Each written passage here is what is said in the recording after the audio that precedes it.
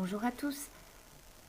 Comme promis, je vous fais un petit reportage du salon Création et Savoir-faire pour ceux qui n'ont pas eu la chance de s'y rendre. Donc comme vous pouvez le voir, il y a beaucoup de marches avant d'arriver sur le salon. Donc tant qu'on a les mains vides, je vous avouerai que ça va, mais en repartant, c'est déjà plus délicat. On peut même voir la tour Eiffel. Bon, celle-là, elle est très jolie, Nora, mais la vraie tour Eiffel. À l'entrée, on voit tout de suite tous les stands, les ateliers. Bon, ça c'est avant que le salon n'ouvre ses portes. Sinon, vous pouvez constater sur cette photo que quand les portes sont ouvertes, déjà on a beaucoup moins de visibilité. Ici, c'est le stand Fiskars, donc où j'ai pu rencontrer la plupart d'entre vous. Un grand merci à ceux qui sont venus me faire un petit coucou. Alors, pour commencer le reportage, l'allée de l'inspiration.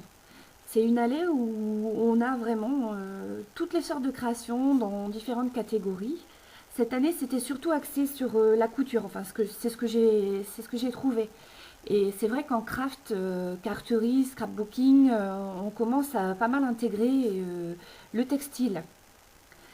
Donc il y avait aussi du home déco. Je vous ai pris quelques photos histoire de vous inspirer pour votre chez vous.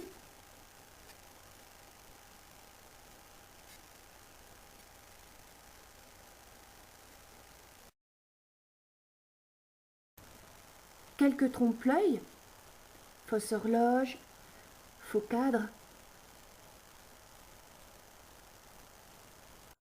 Et puis, on a aussi le thème de la gourmandise avec ces petits macarons que je ne pouvais pas faire autrement que prendre en photo. Donc cette année aussi était sous le thème de l'origami. On a retrouvé dans toutes les créations, que ce soit home déco ou craft, beaucoup d'origami. Autre, autre activité très présente sur le salon aussi cette année, c'est le cartonnage. Donc là, ici, c'est un meuble réalisé en carton et tout ce qui s'y trouve d'ailleurs est réalisé en carton. Ça vous donnera peut-être des idées pour votre scrap room. Et on avait le concours de cartonnage. Donc c'est un peu difficile, j'ai eu du mal à vous prendre ça en photo. Mais vraiment, il y avait des créations où on n'aurait jamais pensé qu'elles avaient été réalisées en carton. Dans un petit bout du salon, on avait un espace verdoyant avec ici au mur des cactus colorés, chaises hautes aussi, totalement recouvertes d'herbe.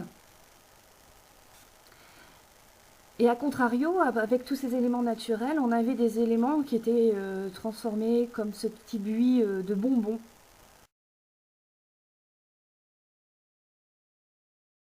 Là, vous pouvez voir du masking tape.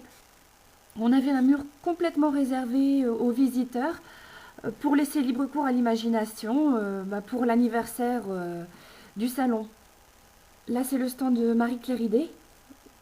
Ou pour celles qui se sont d'ailleurs abonnées, elles ont eu droit à une petite paire de ciseaux Fiskars.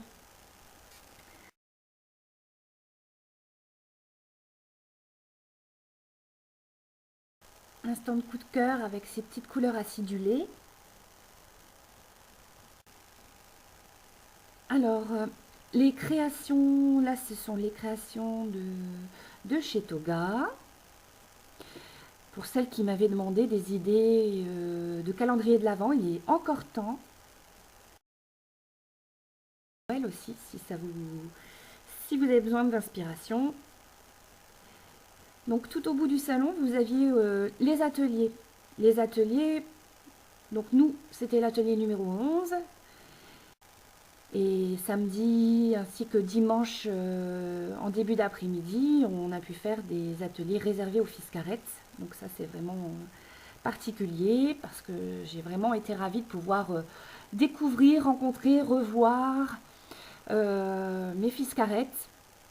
Donc là c'était samedi, très sobre samedi.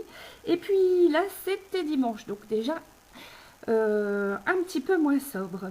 Voilà. N'est-ce pas, Mama Titine et Nora, les dissipés du groupe? Non, non, j'ai nommé personne. Hein. Et je termine ce reportage du salon par un grand merci à Salé Cri pour son joli tablier, porte-monnaie, porte-clés, chocolat, enfin ce qui reste.